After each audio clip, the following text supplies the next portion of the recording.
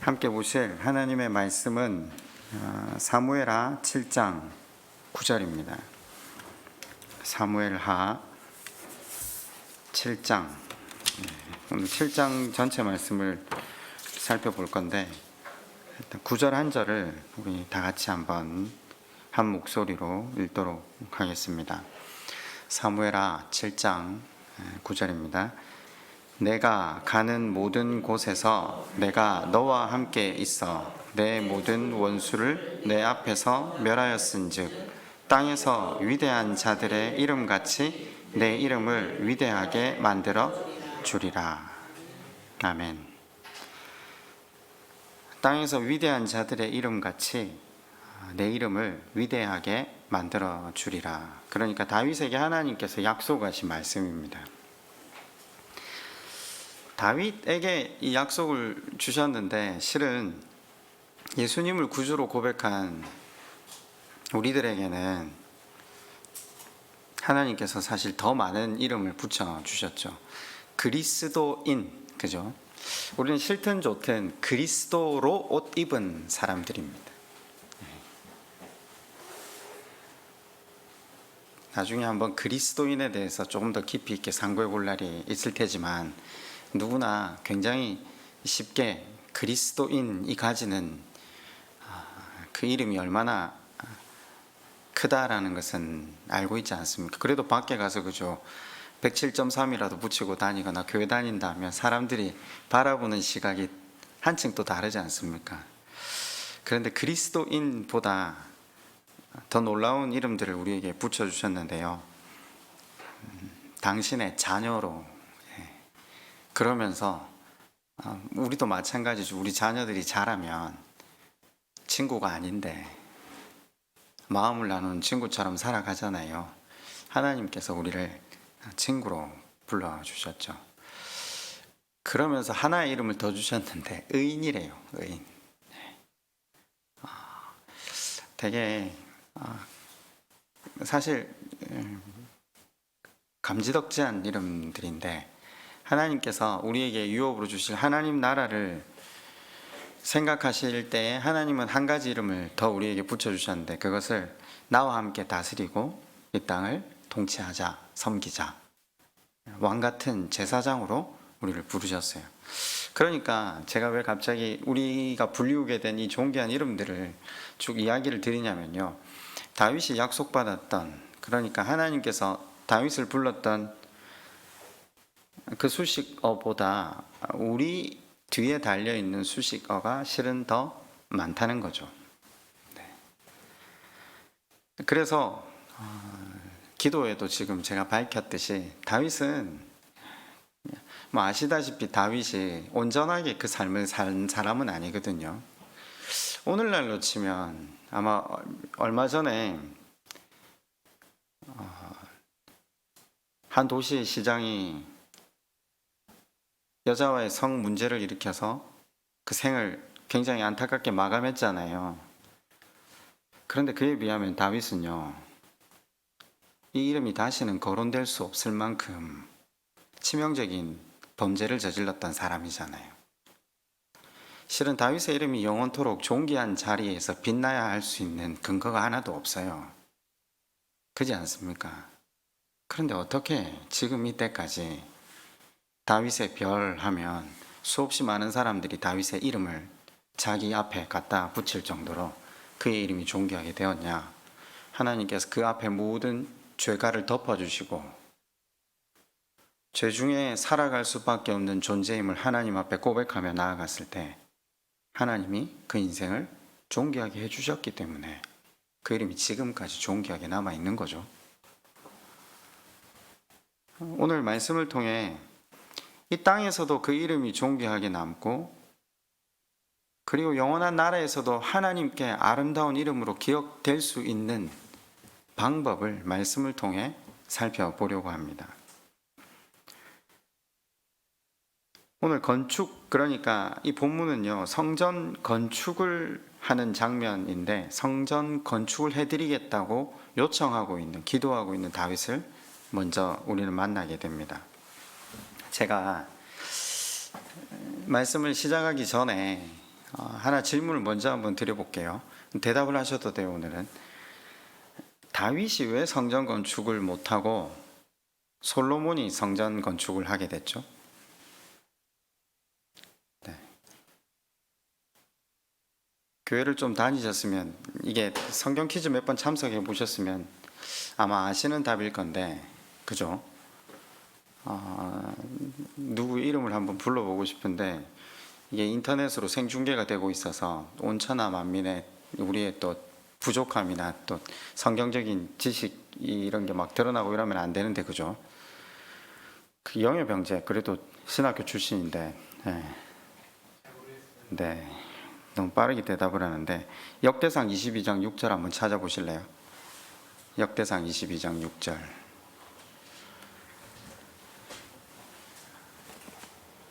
이게 제가 꼭 필요해서 지금 말씀을 먼저 드리는 거예요. 역대상 22장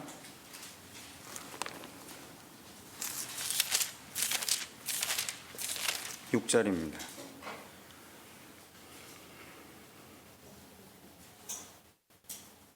7절, 8절 한번 빠르게 한번 읽어보시죠.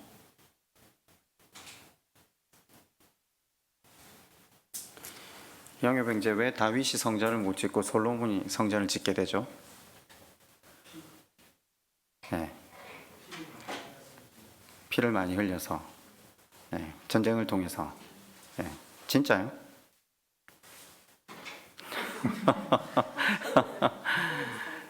권혜민 집사님 눈을 감고 계시는데 지금 또가 찾아보라니까 지금 그러시면 안 되는데.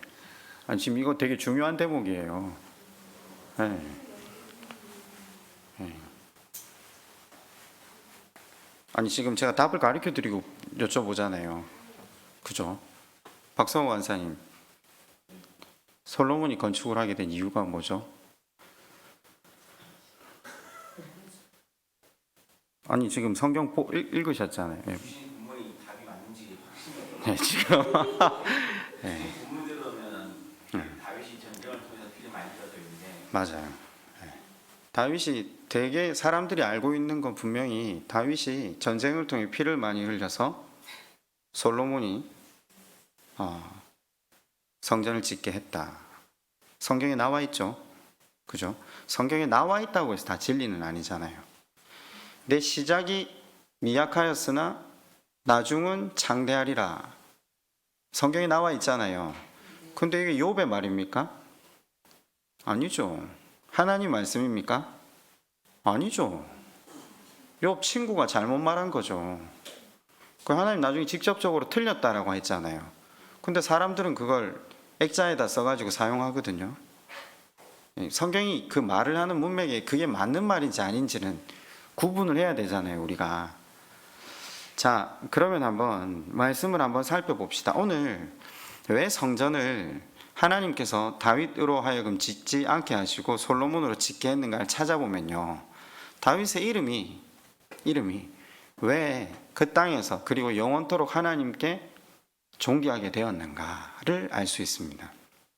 그러면 이 교훈을 우리가 깨달음으로 말미암아 우리의 이름이 불러주신 대로 이 땅에서 그리고 하나님께 아름다운 이름이 되는 법을 발견하고 나아갈 수 있는 시냇가 교우 여러분 되기를 축원합니다. 7장 1절을 제가 한번 읽어볼게요. 다시 한번 돌아와 보십시오. 사무엘하 7장 1절입니다. 여호와께서 주위의 모든 원수를 무찌르사 왕으로 궁에 평안히 살게 하신 때에, 제가 이 말씀을 안 드렸네요. 사무엘하 7장부터 시작하는 건 앞에 1장부터 6장까지 법계 이야기를 이전에 계속해서 설교를 드렸기 때문입니다.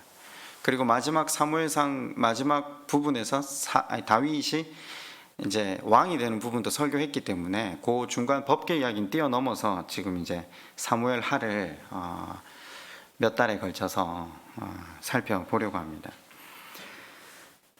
여호와께서 주위의 모든 원수를 무찌르사 왕으로 궁에 평안히 살게 하신 때에, 여호와께서의 공표를 한번 쳐보실래요? 하여튼 다윗과 관련된 모든 구절들의 주어는 여호와께서입니다. 자세히 살펴보시면요. 여러분, 왜 우리가 역사서를 보는 관점을 배웠잖아요. 신명기 사관이라고 제가 말씀을 드렸지만 이게 잘못된 건 아니거든요. 우리가 지엽적인 혹은 소전제로 성경을 보아요. 그것이 틀렸다라는 것이 아니라 그것이 대전제가 아니라는 것이지. 그러면 하나님께서 나를 존중히 여기는 자를 내가 존귀히 여기고 나를 경멸하는 자를 내가 멸시하겠다. 그 말씀을 근거로 해서 한번 생각해 봅시다. 내가 하나님을 존중히 여긴다고 하는 건 도대체 뭡니까? 내 인생의 주어를 하나님으로 삼는 거잖아요. 그럼 제가 이렇게 한번 질문을 드려볼게요. 오늘 내 하루의 주어가 하나님이셨습니까? 만약에 그렇다면 하나님을 존중히 여기며 살아한 하루가 되겠죠. 내가 만약에 하나님을 존중히 여기며 살고 싶었지만 오늘 하루 동안 하나님을 기억하지 못하고 계속 주어가 나였다. 그러면 하나님을 존중하지 못했던 거죠. 여러분, 하나님을 존중히 여긴다는 건 되게 거창한 일이 아닌 것 같아요. 아침에 눈을 떠서 하나님께 시선을 맞추고 오늘 하루 은혜 가운데 살게 해주십시오. 안 그래도 은혜 주실 것이지만 당신의 은혜 가운데 살게 해주십시오. 그리고 또 밥 먹을 때마다 내가 벌어서 내가 먹는 건데 그죠? 아니요. 내 건강, 내 생명, 내 모든 시간들을 주관하시는 그 하나님께 감사의 기도를 올려드리는 것, 그것도 하나님을 존중히 여기는 것. 또 인간적인 방법으로 해결할 것인가, 아니면 하나님이 말씀대로 해결할 것인가, 선택의 순간마다 하나님께 도우심을 구하는 것, 그게 하나님을 주어 삼고 살아가는 삶 아니겠습니까? 그분의 뜻에 합당하게 살겠다는 의지가 하나님을 주어로 삼고 하나님을 존귀히 여기는, 존중히 여기는 삶인데, 여러분, 이건 기도만으로 해결되는 건 아닌 것 같아요. 왜냐하면 기도하면 이게 내 뜻인지 하나님의 뜻인지 구별이 안 갈 때가 많거든요. 그래서 성경을 읽는 겁니다. 또 설교를 듣는 겁니다. 우리가 매일 아침 말씀 묵상을 하는 이유가 그것 때문에 하는 겁니다. 이것이 하나님의 뜻인가, 하나님의 방법인가. 그래서 말씀이 이성 안에 다져지고 또 다져져서 매사에 하나님이 원하시는 것을 선택할 수 있는 실력을 기르기 위해서 기도하고 다시 말씀을 보고 설교도 듣고 말씀을 묵상하며 나아가는 것이죠. 자, 본문을 보시면 여호와께서 아까 동그라미 쳐두셨잖아요. 그 뒤에 뭐라고요? 평안히 살게 하신 때. 여기 두 가지를 동그라미 쳐서 한번 연결해 두십시다.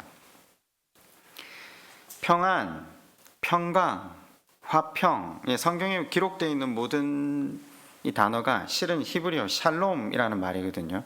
그럼 평안은, 인생에 있어 평안은 어디로부터 오는가? 하나님께로부터 온다는 것을 성경은 가르쳐 줍니다. 여러분, 돈으로부터 평안을 얻으려고 하는 사람들이 부지기수잖아요. 그런데 실은 내가 어느 정도 돈을 모아야 하는 그 목표를 정해두고 살다가 그 목표가 이루어지는 순간 많은 사람들이 평안이 없어집니다. 왜냐하면요, 그때는 그것보다 더 많은 돈을 가진 사람들이 보이기 시작하거든요. 직이 마찬가지고 사람을 목적 삼을 때도 마찬가지고, 아니, 하나님을 목적 삼을 때, 하나님을 주어 삼을 때만 인생에게 절대적인 평안이 주어집니다. 다윗은 하나님을 존중히 여겼고 인생의 주어를 하나님으로 삼았기 때문에 하나님 그분으로부터 주어지는 평안 속에서 하루하루를 보낼 수 있었다라는 것을 성경은 우리에게 증거하죠. 그때 2절입니다. 왕이 선지자 나단에게 이르되 볼지어다 나는 백향목 궁에 살거늘 하나님의 궤는 휘장 가운데에 있도다. 법궤가 그때까지 장막, 그러니까 텐트 속에 있거든요. 하나님을 주어로 삼고 살아가는 다윗의 마음에 불편한 거죠. 나는 궁전에서 살고 있는데 하나님 말씀의 궤를 장막 속에 두어서 되겠는가? 이스라엘 사람들 중에서요, 성전을 사람, 제일 먼저 하나님 그분이 머무실 성소를 생각한 사람이 다윗입니다. 그렇다면 내가 하나님 그분을 모시는 집을 지어야 하지 않겠는가? 그래서 선지자 나단을 불러서 자기의 의견을 피력합니다. 3절입니다. 나단이 왕께 아뢰되 여호와께서 왕과 함께 계시니 마음에 있는 모든 것을 행하소서 하니라. 나단이 다윗을 너무 잘 알거든요. 그거 하나님께서 참 기뻐하실 겁니다. 하나님께서 늘 당신과 함께 하고 계시지 않습니까? 원하시는 바대로 하십시오. 자, 그렇게 하고 나서 집에 갔는데 나단에게 하나님 말씀하세요. 7장 4절입니다. 그 밤에 여호와의 말씀이 나단에게 임하여 이르시되 가서 내 종 다윗에게 말하기를 여호와께서 이와 같이 말씀하시되 네가 나를 위하여 내가 살 집을 건축하겠느냐. 여러분, 이건 지금 우리말 번역 그대로를 보면 마치 꼭 무슨 빈정거리는 말 같은 뉘앙스도 있죠. 근데 그런 뜻은 전혀 아닙니다. 그죠? 6절에 계속 볼까요? 내가 이스라엘 자손을 애굽에서 인도하여 내던 날부터 오늘까지 집에 살지 아니하고 장막과 성막 안에서 다녔나니 이스라엘 자손과 더불어 다니는 모든 곳에서 내가 내 백성 이스라엘을 먹이라고 명령한 이스라엘 어느 지파들 가운데 하나에게 내가 말하기를 너희가 어찌하여 나를 위하여 백항목집을 건축하지 아니하였냐고 말하였느냐. 하나님께서 선지자 나단을 통해 다윗이 품었던 그 아름다운 뜻을 사양하시면서 하신 말씀이 다윗이 성전을 못 지은 까닭입니다. 그죠? 아니, 안 그렇습니까? 정확하게 성경을 보자는 거죠. 내가 한 번이라도 너희들에게 건물을 지어달라고 한 적이 있더냐? 여러분, 그런데 다윗의 요구를 거절하시면서 하나님께서 성막에 거하셨던 이유를 밝혀주셨어요. 6절입니다. 뭐라고 하셨죠? 집에 살지 아니하고, 붙박이 집을 이야기하죠. 내가 성막 안에서 다녔나니, 그러면서 7장 7절에 이스라엘 자손과 더불어 다니는, 그러면서 너희와 함께 행하였나니. 여러분, 이 지금 제가 읽어드린 이 말의 뉘앙스가 뭐죠? 옮겨 다녔다는 말입니다. 하나님께서 다윗이 당신을 위해 집을 지어드리겠다는, 성전을 지어드리겠다는 그 아름다운 마음을 왜 사양하셨는지, 왜 거절하셨는지 핵심이 지금 이 속에 들어있다라는 거죠. 물론 이후에 하나님께서는 이스라엘 백성들이 제사를 드리는 목적을 위해서 예루살렘 성전을 짓는 걸 허락하시긴 하시거든요. 그러나 그 시간을 끌면서라도 성전이 의미하는 게 무엇인가를 우리로 하여금 깨닫게 하려고요. 성전이 뭐죠? 만약에 처음부터 집을 지어버리면 하나님께서 이 백성들이 알아야 될 성전의 참된 의미를 잊어버리거든요. 모르거든요. 무슨 말입니까? 하나님께서 이스라엘 백성들에게 성전이 무엇인가를 가르쳐 주시려고 하는 핵심이 뭐죠? 하나님이 어디 계신가를 바르게 일깨워 주려고요. 여러분, 지금 말씀을 읽어보시면 이렇게 말씀하시잖아요. 너희들이 이집트에 나와서 지금까지 내가 너희와 옮겨 다니지 아니하였냐? 그 말이 핵심이죠. 오늘 텐트 여기다 치면 내가 거기 있고, 내일 구름 기둥이 이동하고 움직이면 또 텐트 움직여 가잖아요. 하나님은 무소부재하신 하나님이기 때문에 너희들이 어디에 있건 너희들이 있는 그곳, 쉽게 말하면 내가 있는 그곳이 전이 된다, 그 말입니다.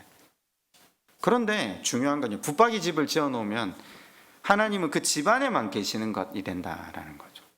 이스라엘 백성들이 잘못 알지 않도록 하나님께서 사양하시고 자신의 무소부재하심, 어디든 계심을, 어디에든 충만하게 임재하심을 하나님께서 저들에게 가르쳐 주셨죠. 여러분, 기억나십니까? 야곱이 형 에서를 속이고 아버지에게 축복받고 도망가다가 거의 3일 동안 걷다가 죽을 지경이 딱 다다르잖아요. 우리는 베델을 굉장히 우수에 젖은 눈으로 쳐다볼지 모르지만 베델에서 야곱은 죽음 직전이었거든요. 그곳에서 하나님께서 야곱을 만나 주시죠. 창세기 28장 16절에 야곱의 고백이 이렇습니다. 야곱이 잠이 깨어 이르되 여호와께서 과연 여기 계시거늘 내가 알지 못하였도다. 이에 두려워하여 이르되 이곳은 다름 아닌 하나님의 집이요 이는 하늘의 문이로다. 하나님은 성전 안에만 계시는 것이 아니라 내가 어디를 가든 그곳에 함께 하시고, 하나님이 계신 여기가 아무 곳이 없다 할지라도 하나님이 함께 하시면 그곳이 성전이 된다. 그래서 그걸 깨달은 야곱이 거기에 이름을 뭐라고 짓죠? 벳엘. 벳은 집이라는 말이고 엘은 하나님이시거든요. 집은 없는데 여기가 하나님의 집이다. 굉장한 사실 의미가 담겨 있는 거죠. 이후에 하나님께서 끊임없이 당신의 무소부재하심을 인생에게 일깨우십니다. 그런데 다윗 사후에 솔로몬이 성전을 짓고 난 뒤에, 그래서 예수 그리스도께서 오시는 그날까지도 사람들은 하나님이 붙박이 성전 안에 있다고 착각을 하게 된 거죠. 그래서 성전 안에, 성전 쪽으로 올 때는 선하고 아름다운 삶 살기 위해서 애를 쓰다가 성전 밖에 나가면 이원론적인 삶을 살았던 것이 이스라엘 백성의 현주소가 되었다라는 거죠. 하나님은 어디 계신다고요? 내가 어디를 가든지 나와 함께 그곳에 계시는 분. 여러분, 성전에 대해서 사실 여러 번 말씀을 나눈 바가 있기 때문에 다시 성전에 대해서 깊이 있게 다루지는 않겠습니다. 그러면 계속 한번 생각해 볼 때, 솔로몬이 성전을 지을 때도 이 의미를 알고 짓거든요. 뭐라고 솔로몬이 고백했죠? 하나님께서는 하늘의 하늘이라도 수용하지 못하겠거늘 하물며 내가 지은 요 조그만 집에 거하시겠습니까? 그 솔로몬은 알고 지으면서 뭐라고 고백하죠? 하나님, 이 건물 안에서 하나님께 드리는 예배를 통해, 기도를 통해 성전 밖에서 하나님과 더 깊이 동행하는 우리가 될 수 있도록 하나님 이 성전을 지어 바칩니다. 이곳에서 우리를 만나 주십시오. 이제 사도 바울은 신약에서 성전을 이렇게 정리하죠. 한 사람이 성전이다, 한 사람이 교회다, 이런 표현을 쓰잖아요. 이제 신약은요, 내가 어디에 있건 그곳에 하나님이 함께 계시기 때문에,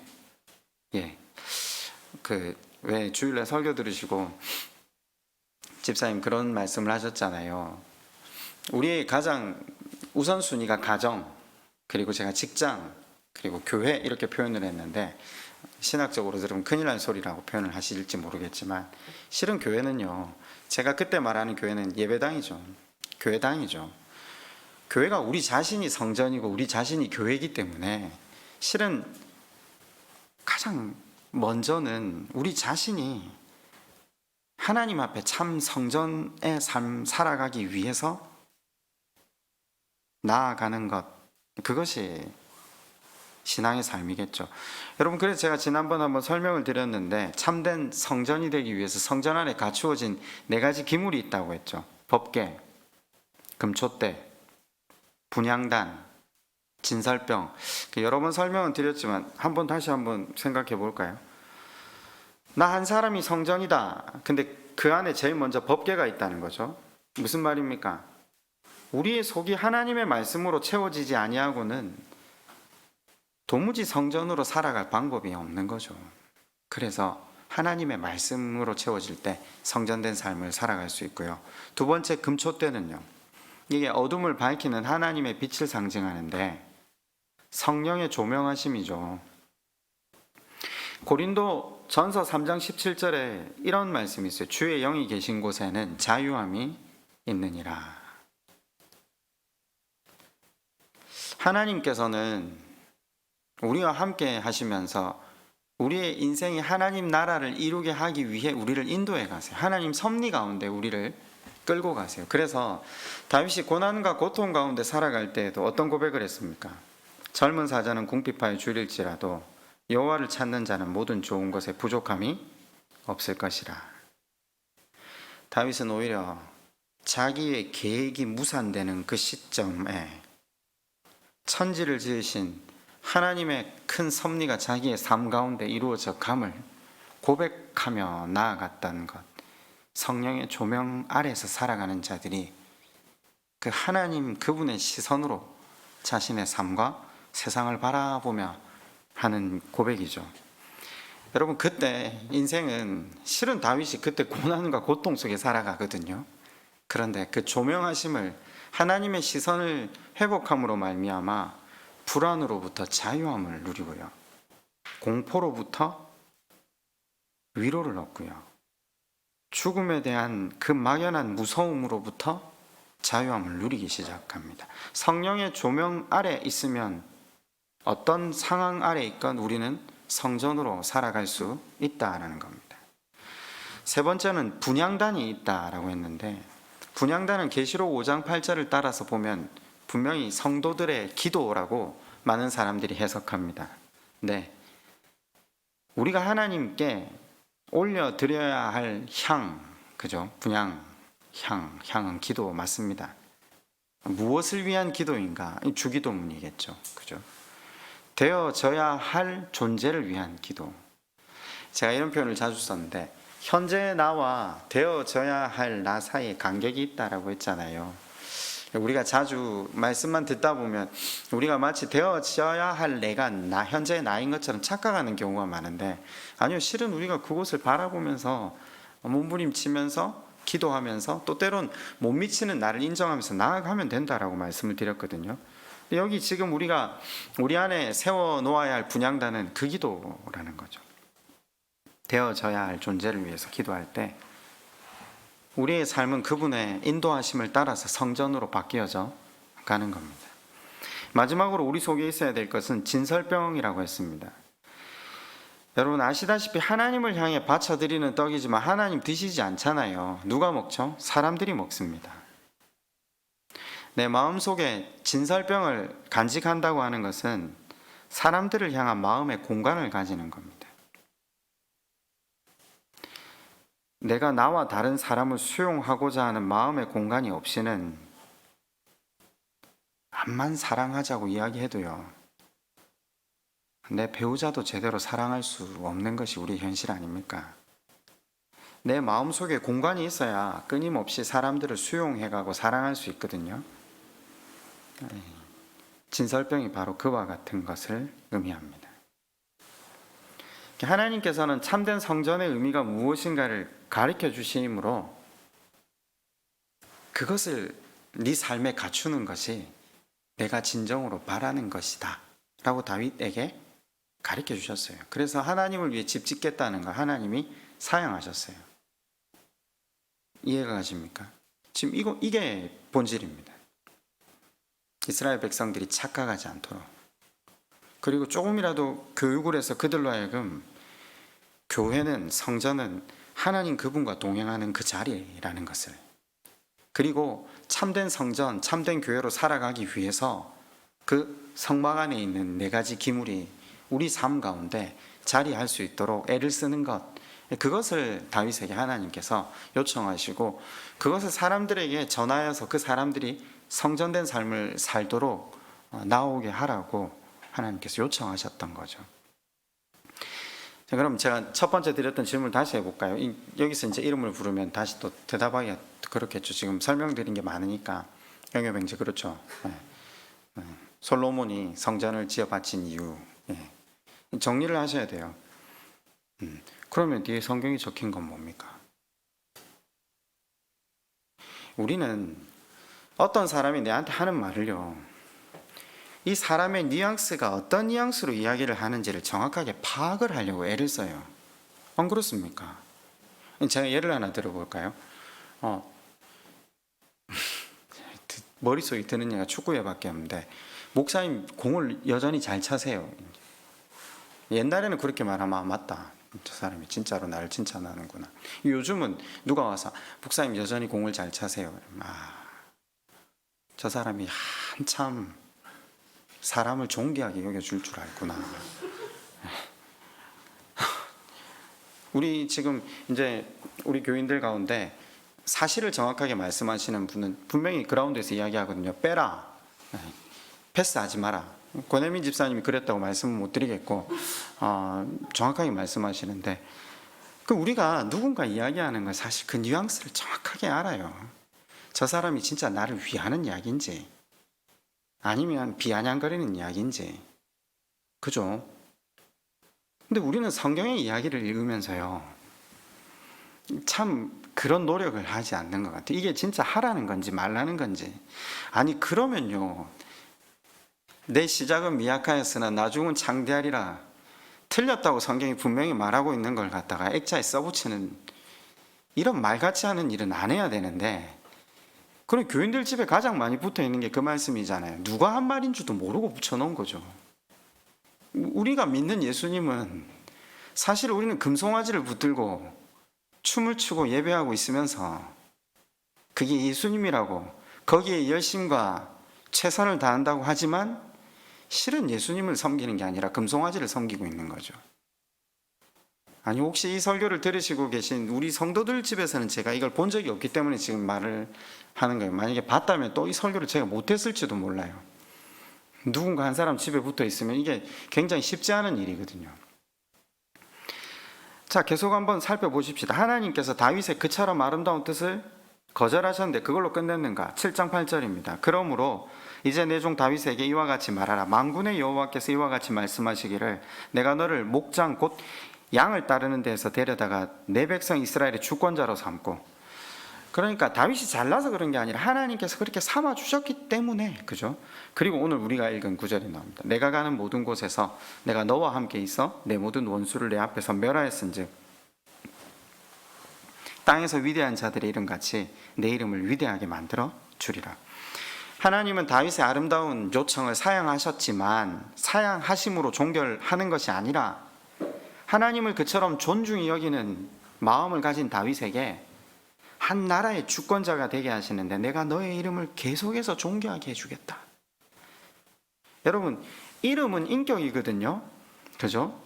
우리가 어떤 사람 이름을 딱 들으면요, 우리는 금방 판단해. 아, 그 사람 좋은 사람, 그 사람 못된 사람, 그죠? 이름만 이야기하면 그 사람에 대한 평가가 여기저기에서 금방 드러나죠. 인격의 상징이기 때문에요. 그런데 하나님께서 다윗에게 내 너의 이름을 존귀하게 해줄게. 이 이야기는 내 너의 인격을 존귀하게 해줄게. 너 이름이 인격적으로 존중받는 이름이 되게 해줄게. 여러분 아시다시피 세상에 얼마나 많은 제왕들이 있었습니까? 황제들이 있었습니까? 그 이름들이 다 존귀합니까? 아니요. 흔히 우리가 나폴레옹 황제를 자주 거명하곤 하는데 이 사람은 세인트 헬레나에서 그 시체가 화장되고 가루가 되었죠. 지금 앵발리드 성당에 대리석관 하나 두고 나폴레옹 관이라고 하지만 그거 빈관이라는 걸 다 알잖아요. 사람들이 나폴레옹 묘라고 보러 가기는 하지만 그걸 뭐라고 보죠? 허망한 이름의 대명사라고 보죠. 물론 아직도 권력에 야욕에 눈멀어 있는 사람은 어떻게 평가하는지 모르지만 역사는 명확하게 그 사람의 사람됨을 평가하거든요. 인간이 얼마나 허망하게 이 땅을 살아가는가, 자기 야망을 위해서 얼마나 많은 젊은이들을 죽일 수 있는가. 나폴레옹의 이름은 역사학자들에 의해서도 정말 몹쓸 이름의 대명사라고 불리우기 시작했죠. 이름이 존귀해진다는 건요, 내가 원한다고 되는 건 아닙니다. 인격이 존귀해져야 됩니다. 인격의 주체가 되시는 하나님이 함께해 주셔야 인격도 이름도 존귀해진다라는 것이죠. 그러니까 여기 하나님은 다윗을 향해서 그 다윗의 요청은 사양하셨지만 그 중심은 받으시고 너의 이름을 존귀하게 해주겠다. 그랬기 때문에 3000년이 지난 지금까지도 그의 이름이 존귀하게 여겨지는 겁니다. 그러면요, 이제 여기서가 마지막 대목인데 이걸 주석을 한번 해봅시다. 주석을요, 우리 가운데 적용하는 거죠. 제가 지금 화요일 날 성경 공부 모임을 하면서 이제 각자 보고 주석을 계속 해라고 지금 훈련을 시키거든요. 이걸 우리 수준에서 주석을 하면 내가 너의 이름을 존귀하게 해줄게. 바꾸어 말하면 내가 너의 인격을 존귀하게 해주겠다. 이걸 우리 삶에 어떻게 적용해야 됩니까? 너는 지금부터 말씀 안에서 너의 인격을 스스로 갈고 닦아라. 이런 의미입니다. 여러분, 날마다 하나님과 동행한다, 경건의 훈련을 한다, 이게 뭐죠? 하나님과 사람 사이의 관계에서 우리의 말과 행동을 다듬어 가는 겁니다. 우리의 인격을 다듬어 가는 겁니다. 세상 사람들은 돈을 조금 손해보면 해야 할 말과 하지 말아야 할 말을 구분하지 못하고 다 합니다. 그러나 인격을 다듬어 가는, 이름에 걸맞는 삶을 살기 위해서 받은 은혜를 흘려보내는 우리는 해야 할 말과 하지 말아야 할 말을 구분하면서 하죠. 그게 인격을 다듬어 가는 거죠. 그때 우리의 삶과 우리의 이름이 존귀해져 가는 거죠. 다윗에게 내가 너 이름을 존귀하게 해줄게, 너의 인격을 존귀하게 해줄게. 어느 정도로 존귀하게 되었는가? 이게 오늘 아까 제가 서두에 질문을 드리고 찾아보라고 했죠. 역대상 22장 6절, 7절, 8절 제가 읽어드릴게요. 아까 이제 읽어보셨잖아요. 다윗이 그의 아들 솔로몬을 불러 이스라엘 하나님 여호와를 위하여 성전 건축하기를 부탁하여 다윗이 솔로몬에게 이르되 내 아들아 나는 내 하나님 여호와의 이름을 위하여 성전을 건축할 마음이 있었으나 여호와의 말씀이 내게 임하여 이르시되 너는 피를 심히 많이 흘렸고 크게 전쟁하였느니라. 내가 내 앞에서 땅에 피를 많이 흘렸은즉 내 이름을 위하여 성전을 건축하지 못하리라. 우리가 사무엘 7장을 공부 안 했으면 모르는데 사무엘하 7장을 방금 공부했잖아요. 그런 말이 있었습니까? 없었습니까? 없었어요. 그죠? 아니 방금 읽으셨잖아요. 그러면요, 하나님은 뿐만 아니라 분명히 성전을 짓지 말라는 이유가 나는 너희가 옮겨 다니는 모든 곳으로 같이 갔다. 그래서 너희가 어디에 있건 내가 함께하는 하나님됨을 알게 하려고 내가 성전을 짓지 말라 말씀해 하셔놓고 뒤에 가서 하나님이 너 피 많이 흘려서 너로 하여금 못 짓게, 이게 지금 말이 안 된다는 거. 그럼 상반되면 누군가 말이 하나가 틀렸다는 거죠. 아니면요 다윗이 왜 하나님께서 나를 피를 많이 흘렸고 전쟁에서 싸움을 많이 했기 때문에 전을 짓지 말라고 했다더라. 여러분 이 두 가지를 통합해서 해석할 수 있는 능력이 있어야 됩니다. 무슨 말인가? 다윗이 성령의 조명 아래에서 자신의 부족함을 절감하며 살았다라는 겁니다. 나는 성전을 지을 정도로 완전한 사람이 되지 못하는구나. 그러니까 이건 자격지심이 아니라 말씀 앞에 비추어진 자신의 모습을 계속 보는 거죠. 나는 부족한 인생이구나. 이게 인격을 다듬어가는 겁니다. 이해가 되십니까? 나는 내 손으로 성전을 지어 바치고 싶은데 하나님이 사양하셨을 때 성전을 지어 바치지 못하는 아쉬움은 있지만 이전까지 하나님께서 내게 베풀어 주신 것만으로 만족합니다. 예전의 양치기 시절을 살펴볼 때 그러면서 자기의 부족함을 스스로 다시 성찰하면서 하나님의 계획하심을 받아들이는 거죠. 그럼 내가 어디가 부족하였을까? 부족함이 없는데 실은 부족한 걸 찾아내는 거죠. 아니 여기까지 오기 전에는 지금 이 뒤에 이제 문제를 좀 일으키긴 하지만 여기까지 정말 다윗이 아름답게 걸어왔잖아요. 언제든 왕이 될 수 있는 그 자리까지도 사람들이 뭐 저렇게까지 해야 되나 할 때도 근데 이 사람은 왕 되는 것 자체가 자기 삶의 목적이 아니거든요. 하나님이 행하실 때를 기다리고 하나님의 방법대로 움직여가는 게 다윗의 목적이었잖아요. 그럼 여기서도 지금 내가 하고 싶은 일을 나 아닌 다른 사람을 통해 하나님이 이루신다 할지라도 아무 이의가 없어요. 나를 이제껏 도구로 써주신 것만으로도 만족하는 거죠. 다윗이 이런 인격으로 하나님 앞에 날마다 자신의 인격을 고양시켜 가고 있는 삶을 보여주는 거죠. 성령의 부족함, 성령의 조명하심 아래 나의 부족함을 성찰해 가는 거죠. 그래서 다윗이 어디까지 나갑니까? 자기 손으로 짓지 못했지만 하나님이 자기 아들을 통해 지으실 것이라는 걸 알면서 깨닫자 말자 하나님 열심히 과해서 또 하나님 내나 자나 뭐 똑같은데 그냥만 내가 지을게 이게 아니라 그가 할 수 있도록 모든 재료들을 다 준비해서 물려주고 성전에 관한 한 자기 이름을 쏙 빼버립니다. 실제로 솔로몬이 성전을 지을 수 있었던 모든 배경은 다윗이 다 마련해 놨죠. 그러면요 말씀을 맺겠습니다. 하나님께서 우리에게 원하시는 건 우리가 참된 성전, 참 교회가 되길 원하신다는 것. 네. 그러면 우리에게 남은 적용은 아까 제가 4가지 성전 기물을 말씀드리면서 그것이 내 삶 가운데 자리 잡을 수 있도록 경건생활, 또 죄와 싸우는 훈련을 하나님 앞에 게을리하지 않으면서 나아가면 되겠죠.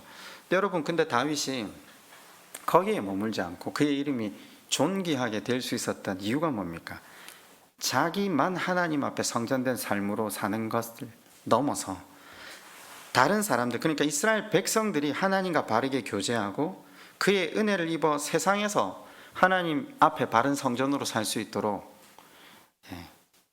건축을 완벽하게 준비하잖아요.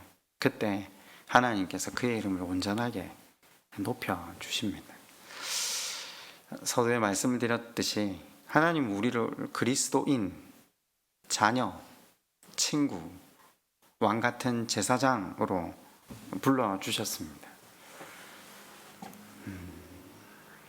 온전하게 우리가 살아내라 이게 아니라 그 삶을 살아내기 위해 몸부림치고 또 내 배를 통해 나게 하신 자녀들, 또 내 주변에 허락하신 배우자, 또 사람들을 그 하나님 앞에 바른 성전된 삶을 살게 하기 위해 돕는 역할을 한다. 그러면요, 하나님께서 우리의 이름도 동일하게 기억하시며 존귀하게 해주실 겁니다. 우리 한번 기도할까요?